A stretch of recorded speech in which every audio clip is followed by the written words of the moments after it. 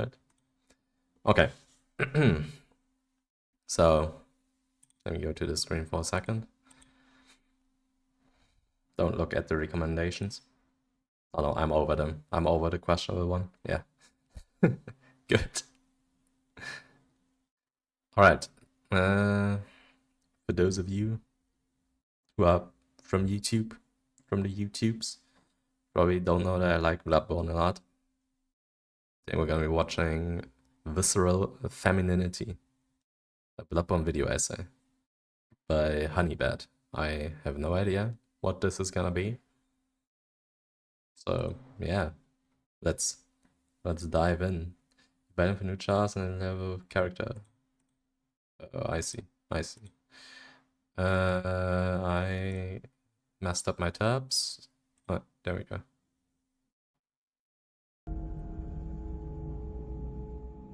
Make this a bit quieter. Bloodborne has quite the reputation for its frenetic, action-packed, grisly eldritch horror. I just want to say I didn't expect a female voice. I don't know why I'm so surprised by it, but I really am. I did not expect that. Horror. The rhythm of the hunt, the thrill of the chase, and taking down mutated abominations born of corrupted blood. But there's one aspect of this I rarely see explored. Motherhood. This is going to be an icky one, and as a certified tokophobe, that's all part of the experience. This is a horror game after all. And it focuses in on those bits of feminine biology that a target audience of male gamers don't really feel comfortable talking about. Menstruation, pregnancy, childbirth, and female sexuality itself.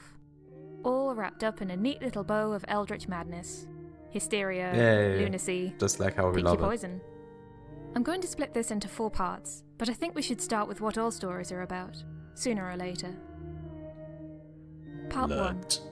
Blood. Yarnum is the home of blood ministration. That's one of the first things we hear when we wake up strapped to a gurney. No, that was not my reaction. My reaction was not you girls. That I just didn't expect it. Like a lot of these video essays are from, you know, male content creators, especially about the horror things. So I did not expect it, but I am surprised in a good way. So take it down a notch, alright? Take it down. Wait, how does the emote go? It's something like that. I have it. But the emote completion on my stream is always weird. Whoa. Take it down a notch. Ready for treatment. Let's continue. We're scheduled for a blood transfusion and are told that we can consider all of this a mere bad dream before hallucinating a werewolf rising out of a puddle of blood. It's a nice puppy. The beast within rising to the surface at the full moon. We've all been there. Sickly people flock to Yarnum for its special blood. So special, in fact, that there's an entire healing church based around it. Blood is life, after all. The whole city is structured like a beautiful capital G Gothic horror. There are towering spires, gorgeously detailed stone churches, and winding streets made of cold, unfeeling stone. The Gothic genre usually uses these kinds of set pieces as a vessel for horror, with ghosts wandering abandoned ancestral halls, crypts, and backstreets. Like, this game is 10 years old by the time I'm recording this. It's crazy. That still looks so good. FromSoft did an amazing job with that. Places that are cold and filled with a sterile decay. Places long forgotten where the living are an intrusion. At the core of the genre, there's a sense of desolation, of bleakness and impotence. Life is no longer natural here. We see this in works like Poe's The Fall of the House of Usher, where the mansion the Ushers live in has long fallen out of favour with other noble houses, the family fading into obscurity, with their fortune long depleted, and the dilapidated house becoming a presence in its own right. Or in Dracula's uninviting castle, the eponymous vampire himself having to pretend to be all of his servants and drivers now that his home is open only to the undead, or victims that won't be leaving alive. There's even a section of Bloodborne that mirrors his castle, called Canehurst Castle, with an invisible coach driver picking you up from a crossroads, which I'm certain is a reference. Also, Miyazaki, please, give us a remake. All the nobility there have Or been PS5 executed God knows remaster, how long anything. ago, and are still wandering around as wailing ghosts, PC port blindfolded would with be the slit best, throats. but The only supposedly I don't living believe in that. creatures that are still solid are the servants and parasitic mosquitoes bloated with blood, sucking every last drop they can find until they burst like blisters. It definitely feels like the mutant equivalent to the concept of a vampire gorging themselves on the blood of the peasants. Greedily feeding on other humans turns you into a monster. Same idea, Eldritch Lens. But Bloodborne's Gothic city definitely isn't sterile. It's absolutely soaked in blood and gore. If you play for more than a couple of minutes and remove any hats or masks your character's been wearing, you'll see a line of blood splatter where their skin was exposed. Your clothes are slick with it. The entire city, though slowly dying, is not there dying really is a lot of quietly blood in or that bleeding. game. It's currently still got enough life to be squirming with new breeds of creatures, from the werewolves under the blood moon to the creatures groaning in the sewers, vomiting rot. There's quite the menagerie on Yharnam streets, and as more and more people partake in the communion of the healing church's blood, that beast population grows. As you may have guessed, this isn't human blood. Of course it isn't. It would be unethical to farm human blood to sell as a cure-all. No. The church is being far more reasonable. They're just taking it forcibly from some ancient eldritch great ones that were too weak to leave this world with their peers and are trapped below the earth in a network of catacombs. Just as a normal human being does. God blood. Delicious.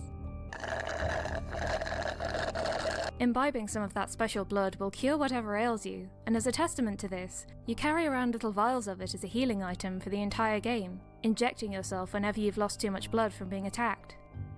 As you might expect, this is causing some problems for the people using it. Humans weren't really designed for this kind of goop to be in our systems, for healing or otherwise, and over time it mutates the user into something beastly and decidedly inhuman, running on violent, base instinct. As I've talked about in my other videos, violence isn't the only primal instinct of humans. We're social, cooperative creatures at our core, and these beasts are decidedly not. All they have is anger, hunger, fear, rage. Perhaps the feelings of those old ones being bled day after day.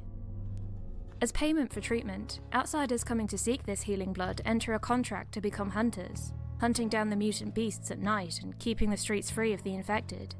You can probably see the problem with this too, considering that the hunters are also using copious amounts of blood as the primary healing item in the game, but at least they're removing more beasts than their own singular addition to the fray, right? Which Bloodborne characters would be allowed to suck your blood? Excuse me, my guy? Are we alright over there? Take it down, Nash. Lady Maria. What? Right. I didn't say anything. By absorbing the blood echoes of greater beasts, the hunters seem to delay their own terrifying transformation, but they're no longer fully human. Not anymore. There seems to be several stages of transformation shown through the game. The people that are still recognizably people stay inside for the duration of the nightly hunt, burning incense in the hope that this will ward off the beasts. The first NPC you can meet, Gilbert, is also an outsider, Good old but his Gilbs. condition worsens throughout the night.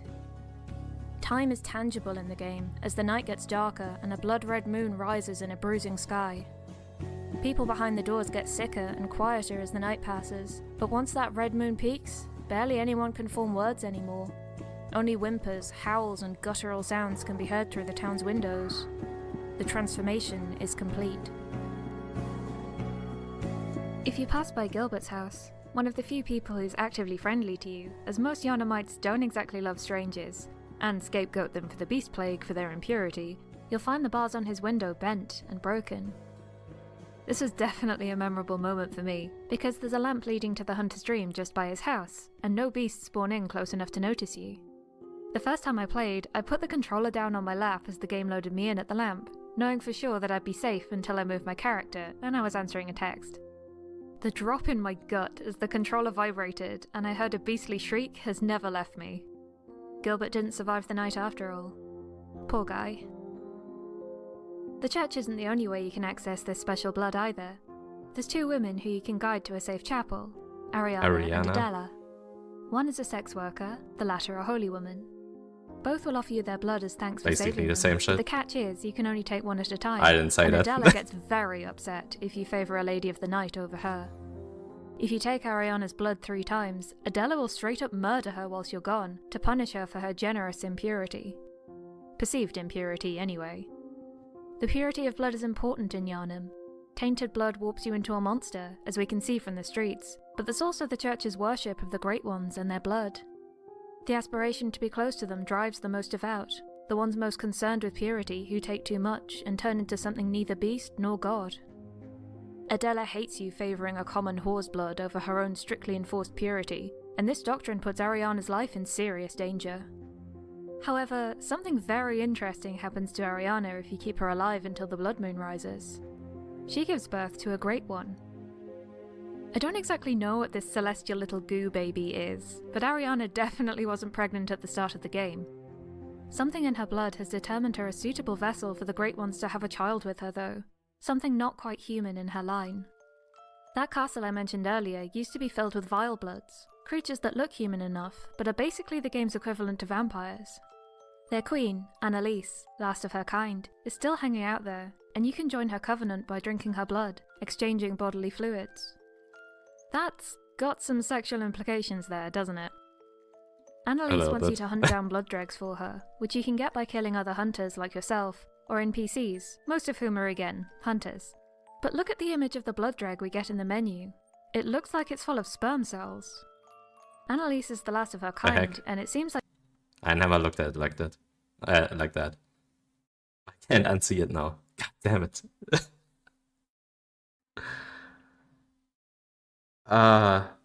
The pain. She wants to use these dregs to have a child. She's undead, but that's probably not that much of a barrier to the Great Ones, who don't need to abide by human laws of existence. The chapel you send Ariana to is in the name of Erdin, who's known as the Formless One. Has a different twist on it now. Doesn't even seem to be necessary, considering Ariana's unexpected pregnancy. We find a note saying that every Great One loses its child and yearns for a surrogate, and that seems to be what's happened to Ariana, and what Annalise is actively trying to become a vessel for, through her blood and the blood of the hunters. Ariana could be some distant relation to Annalise, as she wears a dress that used to belong to Cainhurst nobility, and that would account for her suitability as a surrogate mother. But where Ariana is naive to all of this, the blood dreg item says that Annalise partakes in these blood dreg offerings so that she may one day bear the child of blood, the next vile blood heir. And Cainhurst is an entirely optional area that you can totally miss. The way to reach it though is, you guessed it, another celestial pregnancy. That clinic you wake up in at the beginning of the game is run by a kindly doctor, a lady named Yosefka. She administers blood to her patients and cares for them, even slipping you some of her enhanced private stash that gives your health an extra boost, but she won't let you in. Once the hunt begins, she prioritizes the safety of her patients and can't allow any contamination, so sorry, you're on your own, good hunter. The patients here in my clinic must not be exposed to infection. Later though, if you come back, a slightly different voice speaks through the door. She sounds similar enough, but I have an auditory memory and you are not Yosefka, ma'am. Upon my Hippocratic oath, if they are yet human, I will look after them. Perhaps even cure them. As well as the window lights subtly changing, this kind lady has changed her tune and tells you to bring anyone in need of help to her clinic so she can treat them. So much for avoiding contamination. But later you can break in through the back door and find her in a birthing position on a gurney, and she... I don't know if she talks about that little blue man there. That one. That's the actual Yosefka. Now, she drops a vial of Yosefka's blood as well, if you murder her. But later you can break in through the back door and find her in a birthing position on a gurney, and she's... well, she's really into it. Don't you see how they writhe inside my head? It's rather rapturous.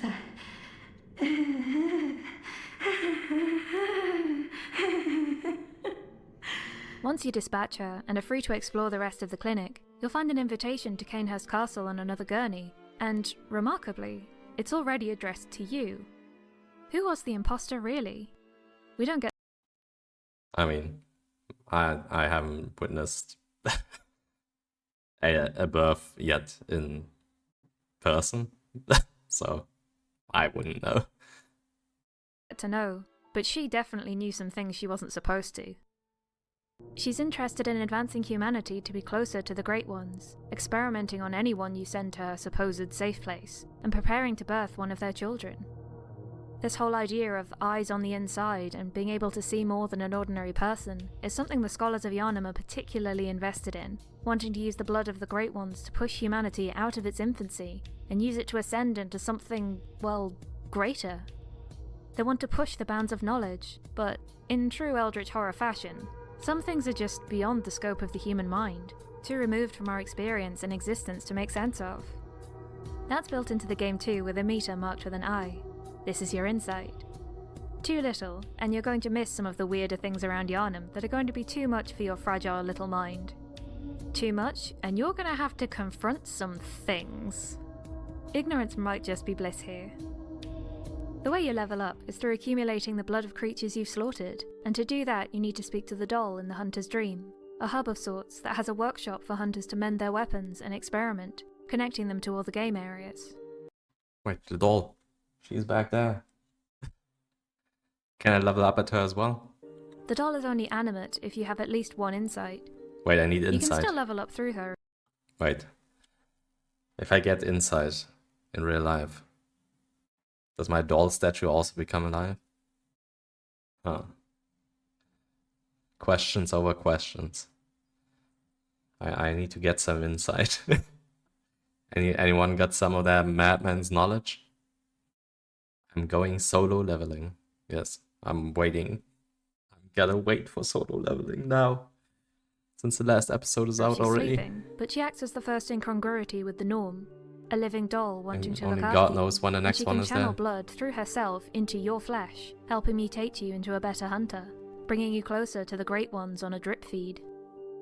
Speaking of transfusions, like I mentioned earlier, injecting yourself with blood is the primary healing mechanic here. But with Yharnam being the home of blood ministration, there's a very important part of healing that we're forgetting about.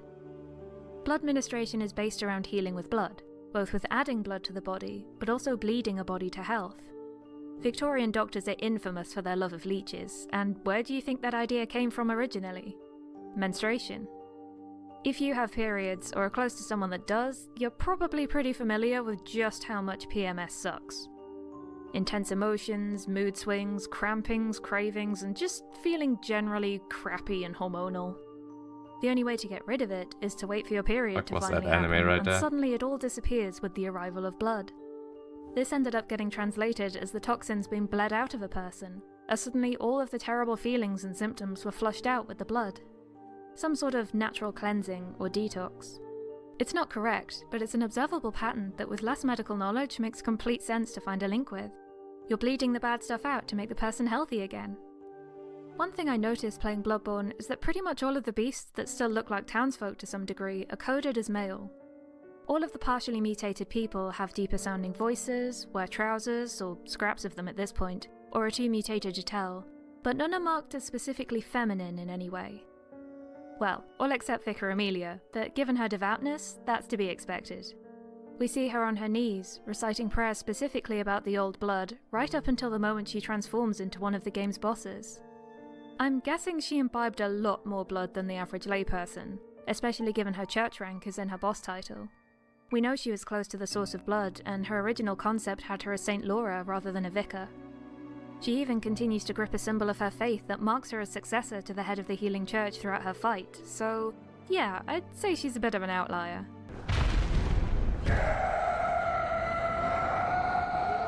It's just a theory, but perhaps people in the town who menstruated had some sort of natural protection against the old blood's effects if they didn't take much of it, bleeding out some of the toxin.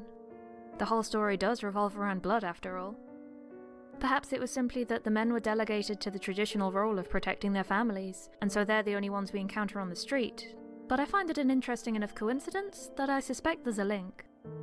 Replaying it after writing this, I realised I'd forgotten about the women of Hemwick Charnel Lane, but they don't actually turn beastly.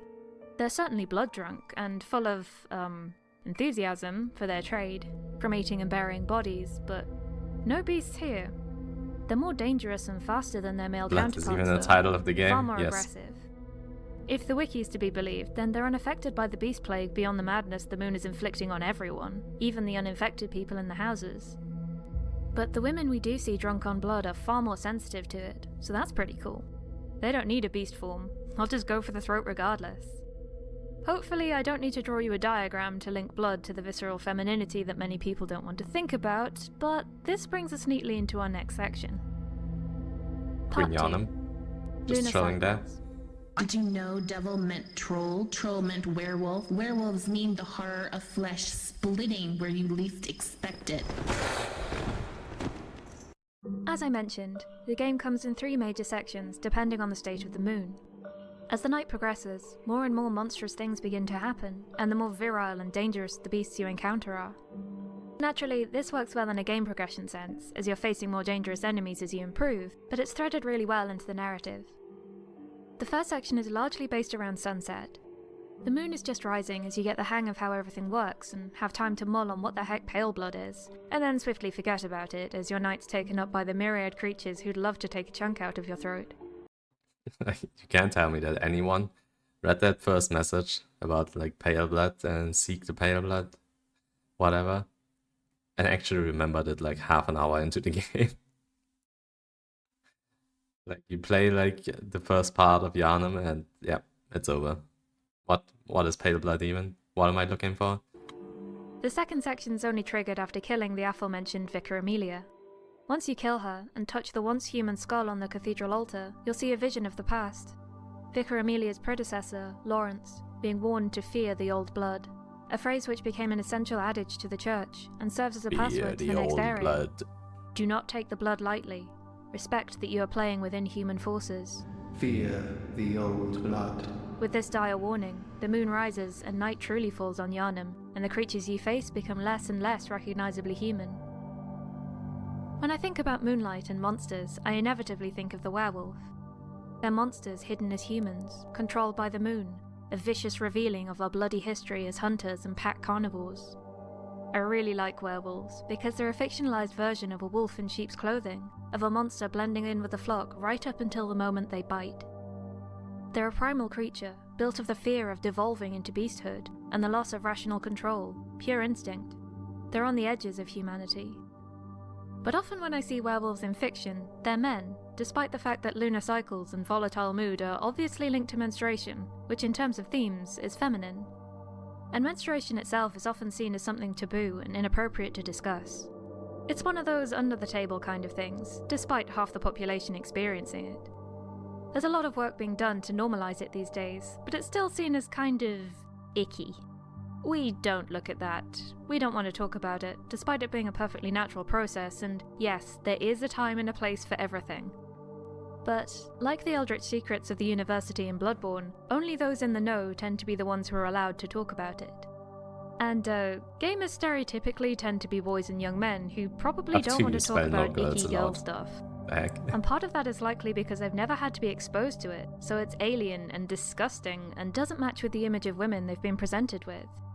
There's a fundamental mismatch between traditional sweet femininity and not batting an eye at waking up in a puddle of blood every so often. The whole girls faint at the sight of blood thing has always confused me because what exactly do you expect people who menstruate to be doing for a week every month? Spend it on the bathroom floor? Oh, girls see more blood than boys. I see a lot of people circling back to the lore and the great ones and the secrets being kept and mined out of the red jelly. That is not jelly. It's not jelly. I can tell you that much. But not much about the associations between moons, mothers, and monsters. And speaking of monthly conditions, I think there's something to be said about the idea of becoming a werewolf being healing as well. They're that part of you that's allowed to snap when someone crosses a boundary, the part that's filled with the righteous anger a lady's never supposed to admit she has. The savagery becomes the most talked about part of the legend, but I think part of that is the fear that deep down, humans are beastly, and that's something the game is very concerned with. That we might devolve into base creatures that only lust after blood and carnage, which is definitely something we're all drawn to and often entertained by. Of course, The jelly is the same thing as cake. You can never be sure until you taste. What? I do not want to taste that. course we are. You're I playing can this game. assure you. Or at the very least, I can you're assure interested you, in I hearing don't me want to talk about taste it. that. The wolf part, the primal part, the beastly thing lurking under the skin is terrifying, and you know, to fit into society, you have to be better than that. There's shame bound up in that too. You have to be restrained. You often have to deny that part even exists. But what about the wolf that loves you, that's part of your pack, who's loyal and defends you until its dying breath?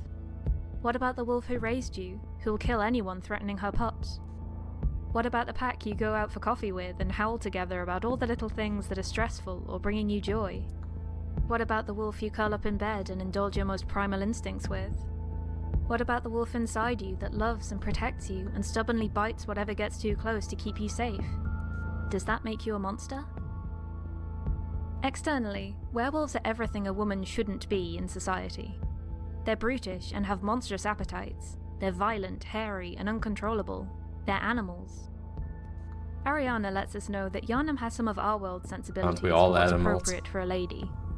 Visiting her window before the moon is properly up as a female hunter will have her respond with, I'm off during hunts, and besides, this is no place for ladies. Wouldn't want to drag you down too. She knows her place in society is on its outskirts, even though her services are clearly in demand despite her being looked down on for providing them. She's not a capital L lady, despite being dressed like one, and she's aware that associating with her might drag you down too. Reputation matters here. Being a lady matters. I also find it super interesting that she can smell you through the window, and she's not the only one. Several people comment on your scent, and the chapel keeper, who hosts the only genuine safe place, can tell you're a hunter thanks to your smell, even through the copious amounts of incense, and he's blind. He knows you're friendly purely through your smell. I thought at first that maybe it was because you were covered in beast blood, but then you'd smell like a beast, wouldn't you? And Ariana clearly differentiates it from the stench of blood and beasts. There's something primal in recognizing a stranger by their scent, too. There's some sort of scent marking that's unique to hunters, whose veins are full of blood echoes, converted through the living doll in the dream. A hunter's daughter recognizes your scent as well, because you smell like her father, Gascoigne, a hunter you have to kill yourself after he loses himself to the hunt, the bloodlust taking over him completely like a werewolf in the moonlight. His fight has 3 phases, with him becoming more aggressive in each stage, but the most alarming one is definitely when he suddenly snarls and his skin splits as his body shifts into a huge beast that immediately lunges for your face. There's one thing that ties him back to his humanity though, and it's the little music box his daughter gives you to help identify him. If you play the tune to him, he flinches back and whines as if you're hurting his ears, or perhaps he's ashamed or confused for a moment. Something is pulling on the human part of him, on his human experiences and love for his family. But, don't spam it and try to forcibly yank him out of his blood-drunk state, because he will transform into his tanky beast state with over 70% health. Learn from my mistakes. Over time, hunters end up inevitably giving in to their lust for blood. The more they hunt, the more blood they spill and take in, the more... He's weaker to fire in that state. So, it's not all negative. And he can jump off the map if you force it. proficient they get. They forget that these creatures were human once. They take pleasure in their skill and the thrill of the hunt. They get drunk on the enhancing blood and start to turn themselves. But we meet a character who serves as a guardian in that respect, Eileen. Eileen the Crow is a hunter of hunters, killing off those who lose themselves to the hunt. She's appropriately dressed like a plague doctor, a beaked mask protecting her face against the splatter of blood. Maybe she stuck a ball of incense at the bottom of the beak, like real plague doctors did with herbs. She's been at this a while, and if you complete her questline fully, you take on her role when she's mortally wounded. Like many of the hunters you meet around the world, she's no longer connected to the dream, and so only has one life remaining. Falling to a beast or a blood-drunk hunter means game over for her, but still, she treads the beat of the hunt night after night. If you attack her and make her aggressive, she'll ask you to tell the little doll I said hello as you dissolve into nothing, so she knows the score. She's lived the same night over and over, just like you, but now she's entered a different phase. For you, this is foreseeably an endless cycle of death after death, taking in more and more blood as you learn and change. But for Eileen, though the hunt continues night after night, it has an endpoint. And that endpoint is unkind. She knows there'll be no reward for her work, only the inevitable death that awaits her when she's finally outmaneuvered as she gets older and slower. But she does it anyway, because she wants to stop the endless suffering. Even if you mess up her quest and have to fight her voice lines still indicate that she wants to break this cycle of death. The nightmare will change. Only I can stop this madness. Death to hunters! Enough of this terrible dream! But for hunters that are too far gone and filled with bloodlust, there's a far worse fate than being picked off by Eileen, and that— I've never heard those voice lines before. I never failed her quest before in that way. Either killed her earlier or just ignored her and didn't go back there. Or did her quest. that takes the form of the hunter's nightmare. The dread I felt on buying the DLC and entering an area bathed in sunlight.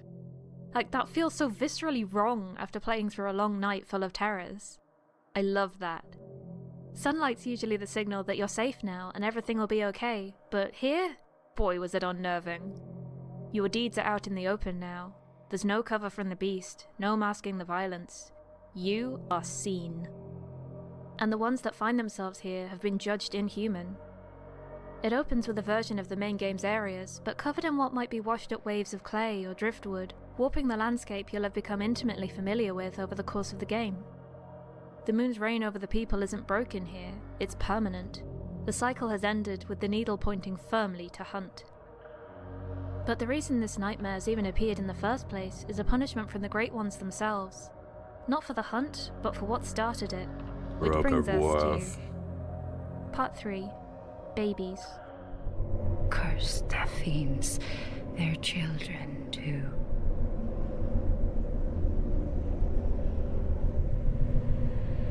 And their children forever true. Important disclaimer here. Whilst pregnancy and motherhood are wonderful things, and yearning for a child is a huge motivator for the plot in Bloodborne, I want to make it clear that I do not think they are the be-all and end-all of a person's life. Your life can be complete without children. You can have biological, adopted, or fostered kids, or just be that really cool aunt that drops by often. You can be the babysitter. You can just not like kids. As long as you treat them like people, Jackson, fucking hello. whatever. But please, keep any tradwife and gender-critical bullshit out of my comment section. A bunch of overlapping health factors means it would actually be quite dangerous for me to be pregnant, and I've had one or two uninformed and not medically qualified people tell me that having a baby would fix my chronic illness because that's what I was biologically designed for. Which is frankly disgusting. You don't create life to fix yourself or a relationship. People. But also, being pregnant might actually kill me, the baby, or both of us. And while that doesn't matter much to me, because I genuinely don't want kids, for some people that'll be utterly heartbreaking. It's a video about Bloodborne. Some people are desperate to be mothers and parents, but simply can't be. Nobody's designed to have children. If you have a functioning uterus, you're capable of carrying children, but it's not your purpose. We're conscious creatures who get to choose our own priorities, and for some people, that's having 6 kids and devoting your life to raising them all with love. For others, children just aren't a factor. Also, like I mentioned in the intro, pregnancy kinda squicks me out. Another being growing slowly inside of me, leeching my energy and rearranging my organs is... Nope, don't like that. That's some eldritch horror right there.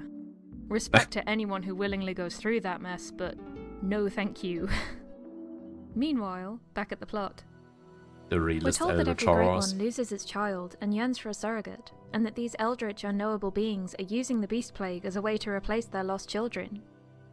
At Bergenworth, the college which discovered the source of the old blood, you can find a note that says, "When the red moon hangs low, the line between man and beast is blurred, and when the Great Ones descend, a womb will be blessed with child." This whole plague changes who can be an acceptable surrogate mother for their children, making humanity more compatible with the Great Ones, who all... It's Ariana and Fake Yosefka. Is there another one? I don't think there is. All seem to be unique from each other. But, like, I don't know the rules of Eldritch morphology. I have no idea which ones are sexually compatible with each other, and I'm sure the internet has made charts for that or something, but I am consciously choosing not to look.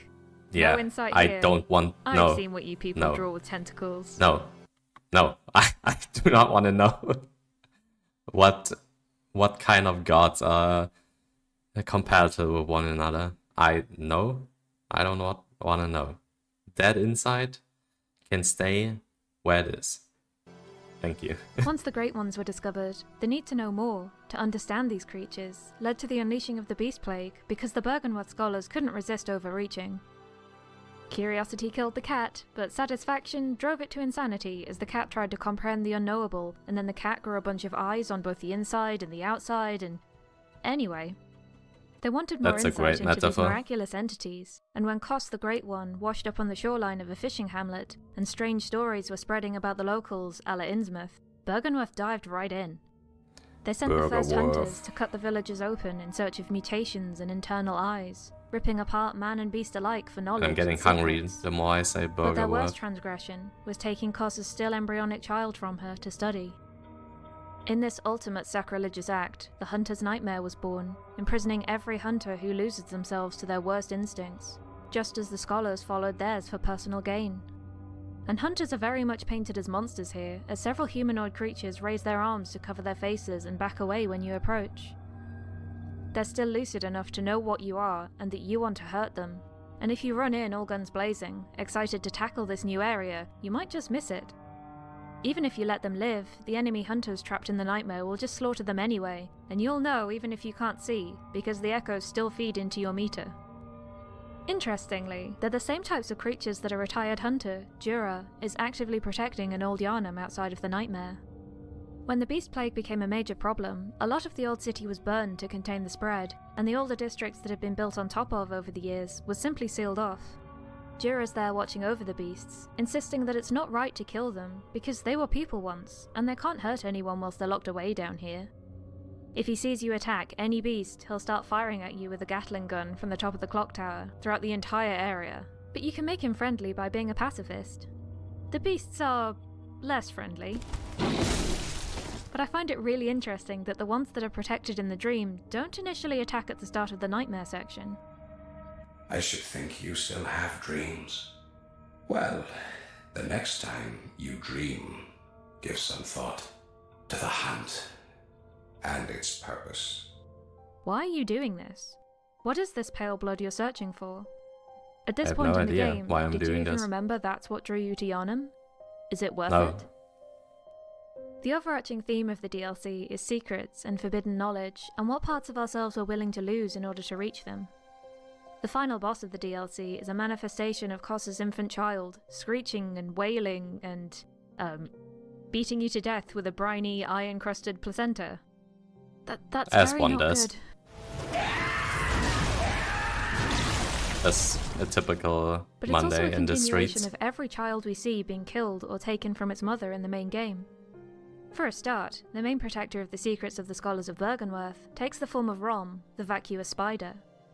She's not a Great One, but she is kin, so she can only exist on one plane of existence, whereas Great Ones can kinda be wherever, however.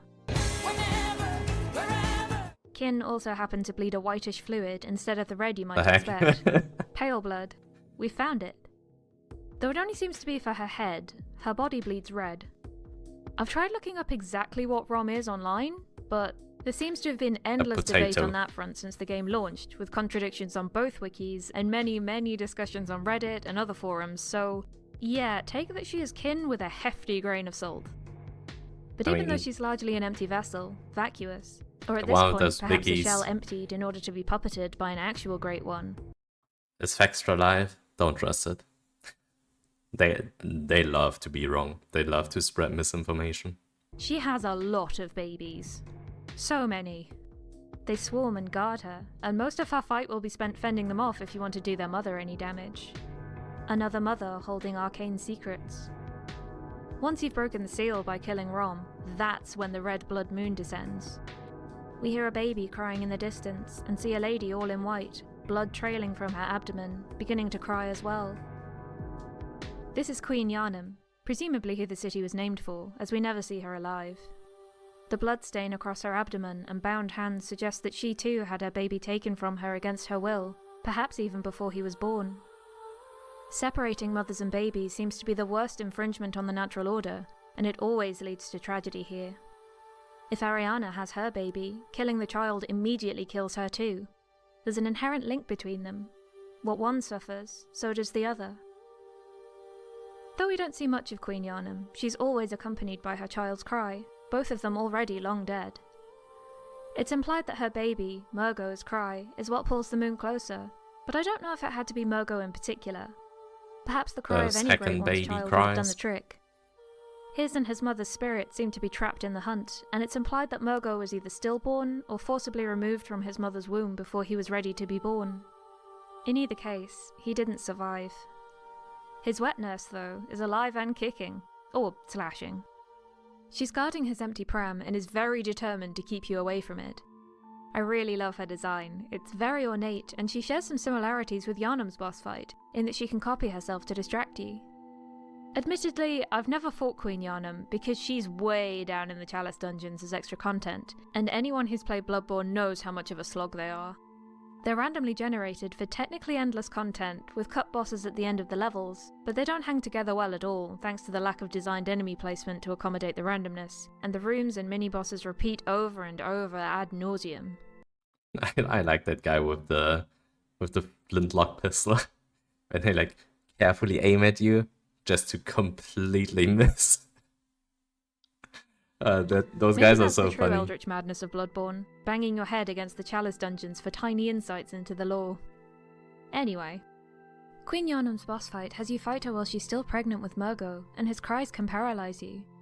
When she makes a clone of herself to avoid taking damage, it seems she can't copy Murgo, can't separate herself from him, or perhaps isn't willing to, and so you can tell who you need to stab by the baby bump, which is kinda messed up.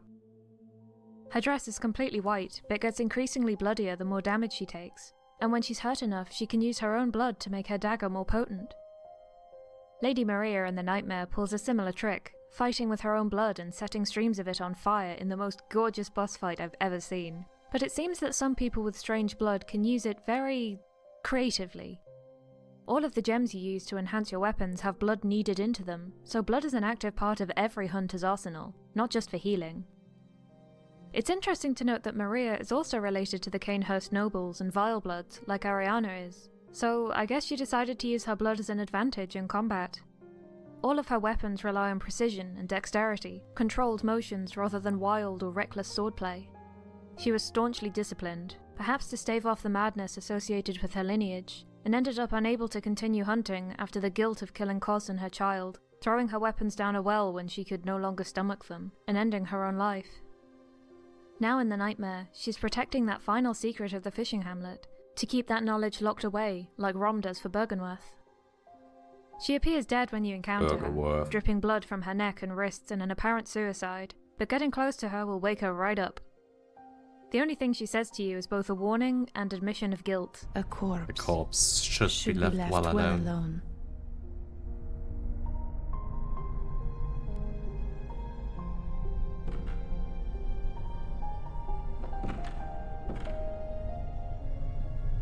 Oh, I know very well how the secrets beckon so sweetly.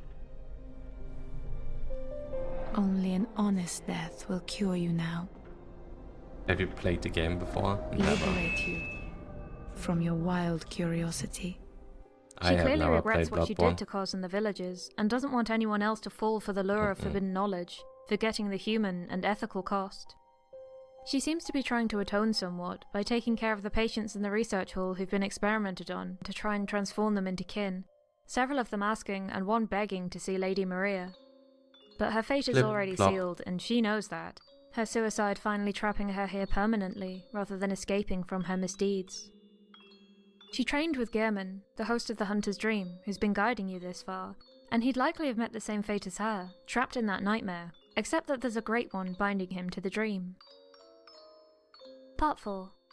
Gods. I ain't against gods and goddesses in their place, but they've got to be the ones we make ourselves. Then we can take them to bits for the parts when we don't need them anymore, see? Every great one wishes for a surrogate, and the Moon Presence has chosen Gehrman. He's trapped in the hunter's dream, stuck coaching every newly contracted hunter through the process of what to expect in Yharnam, where to go next, and how to use the various workshop tools and altar runes. He's an old man now, tired and ultimately stretched too thin by his long service. He really just wants to leave the dream to die in peace, but the moon presence needs him there to keep this area alive and to funnel more hunters into the infected areas, ensuring there's always someone to keep the beasts at bay. It's a reflection of the real hunter's workshop that you can find off the beaten path in Yharnam, all eroded with time now, but it's really cool to see the origins of a lot of the hunter's tools and practices, and often when you kill another hunter in battle, you'll get the crest of whatever faction they belong to. People like the Powder Kegs, who placed emphasis on firepower over strategy, or the Cosmic Eye Badge of the Choir, elite members of the Healing Church whose eyes were always turned heavenwards, minds on ascension. These badges unlock the various uniforms of the faction too, that you can get from the little messengers in the dream. The echoes of all the lost hunters are still tangibly here, and you get to choose what kind of strategy and approach your hunter will go with. The dream starts to break down once you kill Mogo's wet nurse. Mogo's cries finally stop as he's released from the endless night, Queen Yharnam bowing to you as she fades away in gratitude. Returning to the dream shows you the workshop on fire, and that's not good. Dol will tell you that Gehrman is waiting to speak to you by the tree in a field of moonflowers. How would you set the whole place on fire? In the game. And then you get the final boss fight of the game, Gehrman himself. He may be old, tired, and an amputee, but he's still a master hunter, and boy does this fight show it off. Tonight, Gehrman joins the hunt. But the thing is, you don't have to fight him. Depending on what you choose, you can just let him execute you there and then, to release you from the dream the way Gehrman longs for, and you'll wake up as the sun rises on Yharnam. It feels like a good ending, but really you're only delaying the inevitable. The hunt will always begin again, and maybe this time you won't have the support of the doll and the workshop. After all, Eileen no longer dreams. Fighting Gehrman, and ultimately killing him, is a bit trickier because, congratulations, you freed the old man from his torment, but we need a new host now. That's you. You end up sitting motionless in Gehrman's wheelchair, pushed gently towards your new post at the workshop by the doll as she tells you that the hunt begins again. And your captor is the true final boss, only able to be accessed if you've consumed 3 umbilical cords from Mogo, Ariana's baby, and imposter Yosefka. You need to witness these mothers and children to understand the cycle of the hunt. You need to understand how much longing the Great Ones are filled with, their need for and inevitable loss of their children. And you need to stop them from violating humanity to get new children by removing their blood from circulation. So killing Gehrman as the host of the dream and consuming the physical, biological link between mother and child, their umbilical cords, to make yourself suitable, calls the moon presence down from the heavens. The 4th one is in a hunter's workshop, right? I had to think about this for a second. Because there's 4. You are her next child. It's in a hunter's workshop. Though she's the true final boss, she's not as strong as Gehrman, or at least I've found her fight a lot easier if I kept my distance. Unlike the other Great Ones we encounter, she works through other people rather than manifesting in our reality. The only way to draw her out is to remove her puppet. She's mostly skeletal, brittle-boned but incredibly fast to compensate. Her face is just a hole, a yonic slit in the place where we'd normally look for eyes, a soul, or in Bloodborne's case, wisdom and knowledge beyond our natural comprehension. What she represents is motherhood. The only remaining fleshy parts of her are her, holy face, and the surrounding phallic tentacles. Defeating her triggers the childhood's end ending, where the hunter really does become her baby, reborn as a little tentacled monstrosity, bridging the gap between human and Great One. You are now transcend Squid. The current limits of humanity and possibly awaken a new era. You've become a god. We see humans constantly trying to harness the power of the Great Ones throughout the story, with the graves in the Chalice dungeons being mined for materials, churches erected to pray for wisdom, and the horrifying revelation in Yahar Ghul. All the village locals are mysteriously absent, unless you count the abominations of mutated mass burials bursting out of coffins if you get too close. Any human-shaped thing you find is going to be a blasted corpse leaving behind the skull of a madman, their revelation seemingly too much for their bodies. There's a foreboding choral chant in the air too, reverberating off the empty stones and deserted alleyways. At the end of the village, a black void shrouds the moon and shimmers, before stretching open and birthing a mass of, well, goop. We love a bit of goop on this channel, but look at it. It's a mass of rotting bodies all piled into one big boy. An artificial human attempt at birthing a great one. This is why alchemy forbids human transmutation, guys. This is the kind of shit that happens. Look at it, Alchemist it's full of was vomit. right. This is an attempt at ascension, but humans just aren't there yet. And to try and compensate for our lack, they just chucked more and more souls and blood into the mix to this horrifying result. Incompatible humans. Perhaps the few that make up the still animated parts had a little peculiar blood in them, like Ariana or Yosefka. It really doesn't bear thinking about. Most of the game's plot has you running from church landmark to scholarly retreat, all trying to understand, to comprehend the Great Ones as gods and ethereal beings. They're revered and loved, and above all, feared. Mostly Yeah, the old blood. killing a Great One gives you the message, "Prey slaughtered," but there are a couple of notable exceptions. There's someone Murgle's Nightmare Wet Nurse, slaughtered. the Moon Presence, and the Orphan of Kos. All Well, monstrous Nightmare mothers and slain, children right? violently separated. Not slaughtered. They instead give you Nightmare Slain. Yeah. Though Murgo's Wet Nurse isn't his mother, she's claimed him from Queen Yharnam. He's her surrogate baby, keeping his essence alive in the endless dream. And it's not the Wet Nurse's death that triggers the message. Way. There's a gap, as what remains of baby Murgo cries for the last time, before silence falls and the message displays. He's finally free.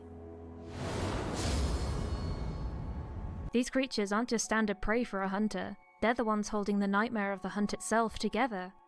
All because humans decided they needed to know and took that pathological curiosity to violate in extremes.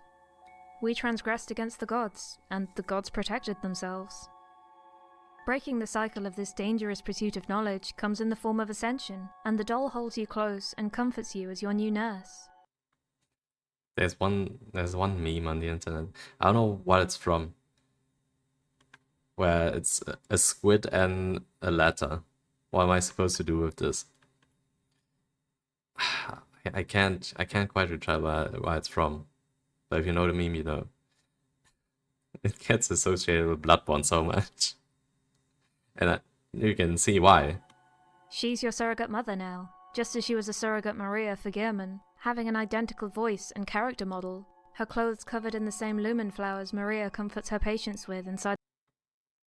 Wait, so if you get that ending, the doll becomes your mommy, actually? Dang. The nightmare. That's a true ending. She's always been there to look after Canon you throughout ending. the hunt. It's what she was made for. Hunters have told me about the church, about the gods and their love. But do the gods love their creations? I am a doll created by you humans. Would you ever think to love me? Yes. Of course. I do love you. Isn't that how you've made me? And she'll love you as you grow into a new monster. To her, you were always a god, just as you were, human or great one. But why that music in the Hunter stream? That's such a good track. I mean, Bloodborne in general has a really good OST. Though the game's bread and butter is predator and prey, you eventually transcend the hunt so that you no longer need to partake in the corrupting blood. You're a source of it now, a holy font. You no longer need to play with the primal, you've risen above it. But still, there's a deeply animal and deeply human desire for life and children rooted in every great one, that even cosmic forces way beyond our comprehension bend to. They still crave that connection, to cradle a child of their own, to spend their nights watching over the constellations, their own little stars held close to their breast. Their world revolves around their children, just like ours.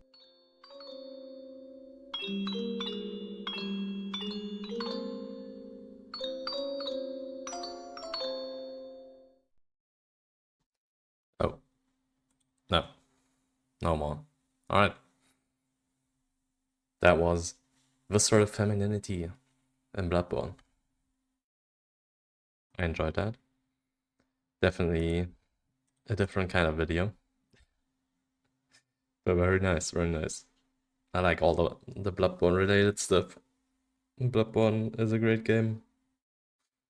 So please Miyazaki.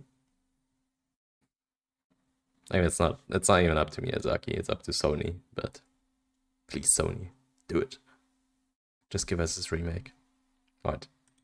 Thank you so much, guys, for watching the video. I hope you liked it. If you did, please leave a like, go subscribe, and follow my Twitch for even more content.